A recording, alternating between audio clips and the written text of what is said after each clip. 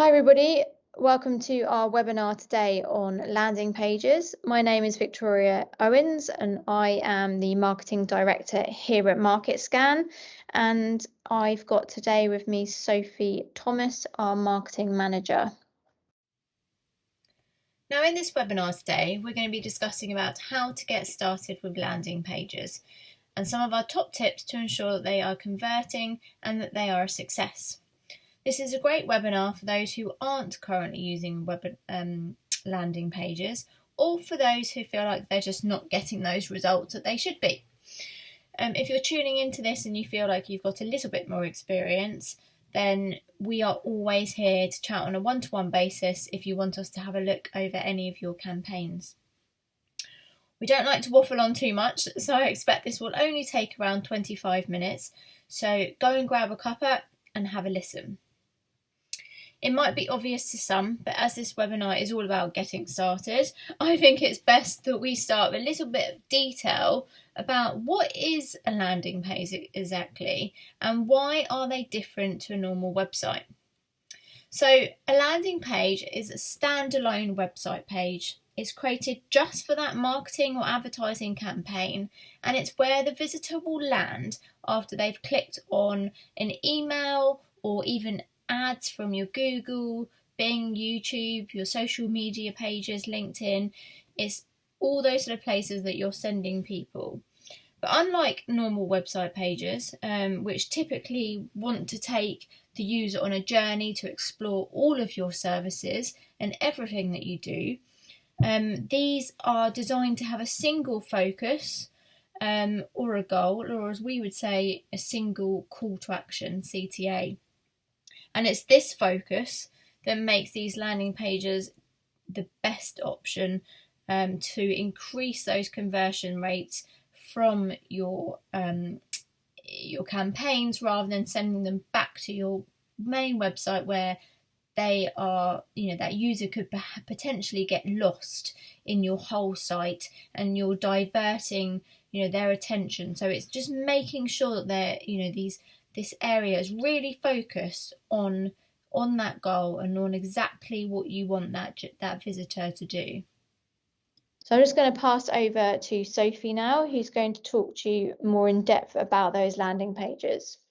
So yeah, like Victoria said, landing pages are completely separate from your website. So they're not pages that people who are on your website will be able to find if they are navigating your website.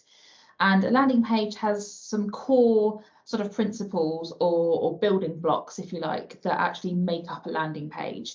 And those main things are, you've got a headline typically at the top, which will introduce what your landing page is about. You will also then have supporting copy on that page, which talks a bit more in depth about your offer or your proposition or what it is you're trying to explain to your visitor. There's normally also a hero image, which is the main imagery that captures attention at the top of your landing page. Typically, most landing pages also have a form or some way of capturing information about the person who is visiting that page.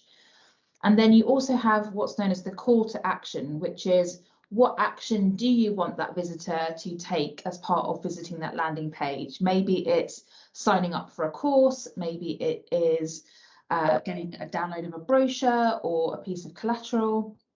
A CTA can be all sorts of different things, but the one thing that is always important with the landing page is that your call to action is really, really clear, and that you just have one call to action on your landing page. I guess the next kind of thing going straight on from that really would be what I guess are the successful elements of a landing page. And I think that, like we've said, because a landing page has one sole focus, it's really important that whatever your messaging is, it needs to be clear and it needs to be relevant. So whether your prospect or contact has come from an ad or from an email to your landing page, the messaging that was on your email or your ad needs to link up with the messaging that is on your landing page, so that it makes sense to the visitor, that they feel like they've reached the right place and that they're not ending up confused. We've talked about call to action just now and having one single call to action. It's really important that whatever that call to action is, that you use language that is compelling and interesting and fits with your brand personality. So a lot of times you can see landing pages, call to actions with a button that just says submit or enter or learn more. And whilst that's functional, it doesn't necessarily get your prospect excited for what it is they're about to either receive from you or learn from you. I think as well, Sophie, it's a really good point that, you know, changing the copy can actually change the results of that page so much, because it's a really good way to make sure that your audience is engaged and that you stand out and that you don't just sit in the background. And changing your copy and your tone of voice and making sure that story comes across in your wording is so important. And sometimes I think when we're quick as marketing managers, we just want to get something out there. We don't really sit down and think with a clear head, how is this going to be received? And is this copy, persuasive? Is it engaging? Is it actually going to entice my visitor? And it's really important just to have that double look at it from an outsider's point of view. I think we can get too close to it sometimes. We can kind of forget that whilst we might have seen this copy a million times over, if someone's viewing it from an email or an ad for the first time, they're brand new to it. So you have to make sure that you capture their attention and that it's very clear to them from the outset when they first reach your page that this is something that they should be interested in or excited about, or is going to help them in some way. So they should feel compelled to take the action of filling in your form. And also make sense as well. I think, again, as you say, we know our product, we know our brand so well that we forget actually that, we find it here sometimes that, are we explaining our products correctly? Are we explaining our products in a way that somebody just off the street, obviously, who's a potential customer, but that person, would they understand? And, are we saying in a way that's simple enough? And, it's really important to test that as well, which I know we're going to talk about in a minute, but looking at that copy and showing it to people and saying, do you understand this? Would this make you click?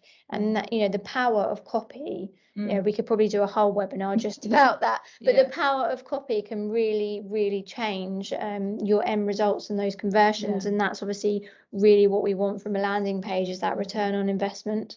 I think something else to think about is what you say is really true about the copy, but I think the other aspect of that is the imagery, and making sure that you make the most of the real estate of your landing page, and that any imagery that you use kind of backs up what it is that you're saying with the copy. So, is it showing someone using your product or your service, or is it something like a testimonial or a client review?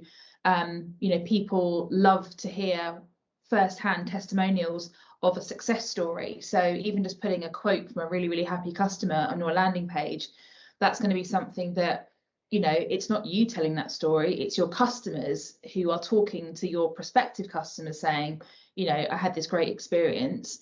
That can sometimes do a lot of the talking for you, is by using that kind of related imagery to be a backup to what you're saying and showing on your landing page. So should we talk a bit about conversions and how we can assist with conversions, and what a landing page needs to have to help what they need to do? Because at the end of the day, we're putting, especially in the B2B world, we really want those leads to be coming into that funnel, and then we want them to go through and convert. Like we've kind of been building up to saying, I think, is that layout is really important when it comes to a landing page. So the first thing that people will typically see is your kind of header, your headline, and your hero image. And then the next thing that really needs to be clear is what your call to action is. That needs to be higher up the page, so that you are capturing their attention and showing off what it is you want them to do. That needs to be something that's one of the first things that they see, and everything else on the landing page kind of supports that end goal. So if you've got a form on your landing page, then it's important that that form is as high up the page as makes sense. Ideally above the fold, and the fold is really I guess the line at which people then have to start scrolling to see the rest of your content. So the fold is that kind of bottom level line of your monitor or laptop screen. You don't really want the form to appear below that so that someone has to scroll to find your form. You need to have it up in the top so that people can see, okay, this is the expectation, is that I'm going to fill in this form.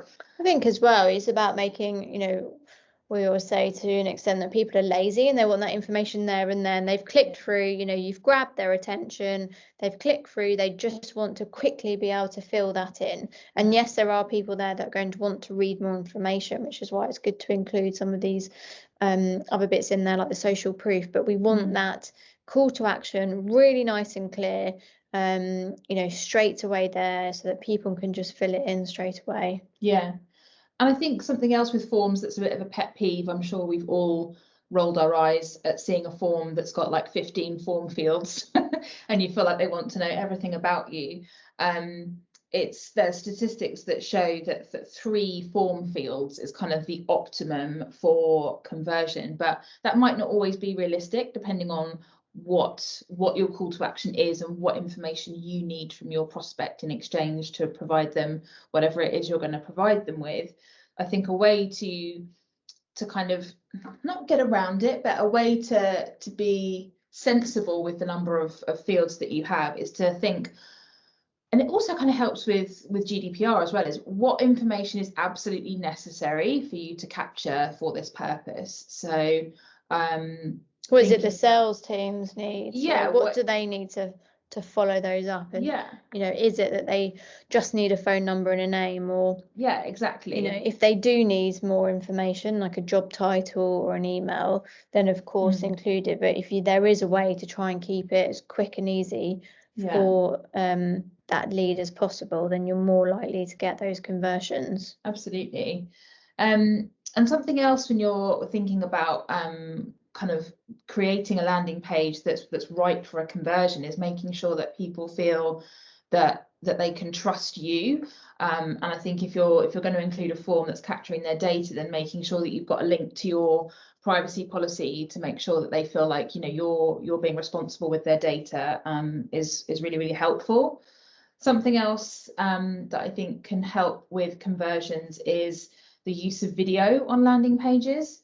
It's something that is proven to really improve conversion rates. I think there's various different statistics out there, but kind of anywhere between sort of 30 and 80% it can improve your conversions by. But one little kind of note of caution, I guess, with video is if it has an impact on your page load time, that can actually cost you, because I read a statistic that said that, and it kind of shocked me when I read it, was that any more than a second delay, or for every second that your page delays, you lose 7% of your conversions. So if you imagine if your page takes kind of like 4 or 5 seconds to load, that's like well over 20% conversion rate gone already. So I think videos can be great, but they need to be short and snappy. But yeah, don't sacrifice page load for but with good software that that shouldn't happen. And I think as well, videos are great because you can use them in all different ways. You can use them as a member of your team introducing your business directly to that person and actually addressing them on that video. You could even have some clients doing a testimonial for you, which again, as Sophie mentioned before, we want that to sit further down because we want that form to be at the top, but we could have that as your social proof as a video. You can also do some really fun things as well, which I've seen recently. I was telling Sophie about this the other day, where someone had a form fill, and then as soon as you clicked submit, or learn more or what have you, it then went through to a video where someone actually was using some really cool software where they recorded a message saying, thank you for filling in the form. We'd love to know what your thoughts are or what made you come to this page. And then you could record a reply back, or the lead could actually just type a reply back. So it's a really fun way of using video within that that journey and actually creating engagement with that video as well. So the viewer, the whole experience, exactly, and it just makes you stand out, and that lead could actually then reply back with a video. So there are some really fun and creative ways of actually using video as well. Yeah. I think something else to mention as well when we're talking about conversions is, I know that somebody had asked a question of us about like, where is it best to put a CTA, or how many CTAs should you have? And I think I have seen it on landing pages where right at the very top of the landing page, there's your main kind of form with a call to action button. And then sometimes that button can be repeated further down the page. So that's something that you can do, but definitely we would recommend that any call to action buttons are higher up the page as possible. And when it comes to the kind of the performance, we're going to talk a little bit in a minute about how you can optimize your landing pages for conversions. But something that I think a lot of people kind of are in a bit of a quandary over is, well, if my landing page is only converting at X%, should I just throw a whole load more traffic at it, because then that will, you know, numbers for numbers will generate more conversions? But something that Vic and I were talking about earlier is actually it's better to invest the time in creating a great landing page that does a fantastic job standalone by itself, where it's the combination of your email or your ad with that landing page experience, and investing in testing and optimizing that experience, because that landing page could serve you for years and years. You know, you might want to tweak the content slightly, but the structure and the layout and all of that, if you can get that working like a well-oiled machine, that can actually save you a lot of money in the long term, because you're not just having to spend out on driving traffic to that landing page. It's actually the landing page itself as a mechanism is working really, really well and really efficiently. So if we think about it a bit like a funnel or a bucket, as we sometimes say, we can put less leads in the top, but because the website page is converting more leads, we're actually getting more out the bottom, but we're spending less because we're sending less there through our ads and what have you, but we're actually getting a better result because the conversion rate is much, much higher. So in terms on your return, you can actually start thinking about, a lot of people will say, well, actually, let's just stick more leads in the top. And obviously, yes, we want that, but let's actually really work on optimizing the middle of the funnel, in the middle of the bucket, which is, making sure that page works and those conversions work, so we increase that conversion rate. Yeah, because then once you've got a mechanism that's converting, then by all means throw more traffic in the top. Of course, because that will then really, really supercharge things. But you've got to get the mechanism right. If you've got a bucket with too many holes, you're not going to end up with anything at the end of it. So yeah, it's important to fix and to tweak what's working and not working on your landing page before spending money on just throwing traffic at it. And then I guess something else in terms of how can you optimize a landing page? What can you do to test things and to tweak things? There's lots of ways to ensure that your landing page is optimized. We do this a lot with email marketing, but we really suggest actually creating A/B testing as well on your pages. We talk about it so much when we do emails, but we can test on our landing pages as well. So it should be something that we are doing. So, looking at changing, it could be the language, it could be the headline, it could be, those call to actions, but only trying to change, one small thing at a time. If we change too much, we're not going to know what's made the difference. Yeah. So split testing that, you'll send one landing page to one segment of your data, the other landing page to your other segment, and one, there is a clear winner of how many converted. I'm saying it very in simple terms, but then, making sure that the winning one, the champion, as we would say, then gets sent to the rest of that data set. So we can test the headlines, we can use different USPs, it could be different features, it could be different benefits. And I think as well, slightly different about, the testing, but we can also get ultra personalized as well. You can, again, we talked about segmentation before in our last webinar, but we could actually look at splitting our data and sending, it could be industry specific landing pages to the industry. Well, we're doing that at the moment. We've got a client we're doing geographic personalization, and they get sent to different landing pages based on where they are based in the country. So there's lots of really clever things you can do to make sure that your visitors feel like this page, that they've reached the right place. This is a place for them, and that they need what's on this page. Yeah, and there's been loads of research into that if something is completely hyper personalized, that actually you're going to get a better result, because people are already saying, this is for me, this is relevant to me. So therefore I'm going to take that next step. So understanding your data again is going to ensure that these landing pages work. So it's really obvious, but to make sure that an A/B test is going to work, you need the traffic. We need to get that traffic in to actually test on a big enough pot of what is working and what doesn't work. So that is really important. We need to get those leads in the funnel before, to make sure you're testing on a big enough pot. Yeah, and sometimes it is a question also of a little bit of patience. You're not necessarily going to see results kind of like overnight. If you put a landing page live and you set an ad campaign or an email campaign to run, I think a lot of people think it's almost like an avalanche, that all of a sudden you're going to get all of these leads coming in at once. And sometimes that doesn't happen. But that doesn't mean to say that your landing page isn't working. I think sometimes you just have to allow a little bit of accumulation. And if after a week or so you're not seeing the kind of conversions that you want to see, then that's maybe time to think about, okay, look at how much traffic has been on your page, look at who has converted, are there any trends in that data? So then you can start thinking about, okay, well, what might I like to change? If there was something I was going to change, what could I look to change out of those things that you've just mentioned? And then I guess to sort of like head towards wrapping up our chat on landing pages is thinking about best practice things to remember when you're creating your landing pages.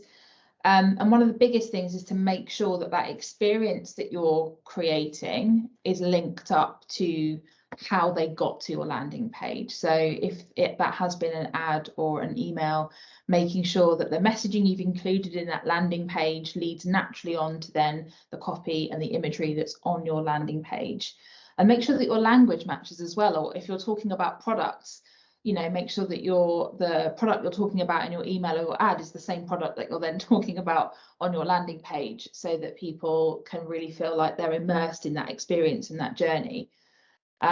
Something else which we kind of talked about at the beginning is one of the main differences between landing pages and your website is that landing pages should be standalone. And that's kind of why they're so powerful, is because they're standalone. It's like a little micro environment all of its own. Is making sure that there's no other distractions. So having, like, some people say, oh, I want people to go back to my website. Like in a way, I can understand why, but it's actually a distraction, and it's going to stop people from converting if they're suddenly going to wander off to your website and go and read about something else. Is you want to keep them on that page. So don't have other links out to too many other places, or in fact any other places at all, other than just that call to action. Literally, we just want you to take this action, and this is the only thing we want you to focus on. So making sure that that's really clear, and that you're removing any other temptations from your visitor or prospect. And then something else that's really like the whole point of a landing page is to persuade. And so I think making sure that you showcase your product or service to the best of your ability and showing it in action, because that really helps people to understand what it is they can expect from you. And that's a really powerful thing. If you show someone something, they're much more drawn in and much more inclined to follow through and take the action that you're asking of them, if they can actually see kind of the result of that. Going forward, we have got landing pages within our MarketScan Edge platform, which is our B2B email software, which allows you to send emails to leads, to cold data, and within that you can use landing pages, which the great thing for that is that we can do automatic form filling, which means as soon as someone gets that email, it keeps their data and it will automatically populate the fields again, taking out that next step of someone having to put in their own data into that form. And there are other softwares out there that does a similar thing as well.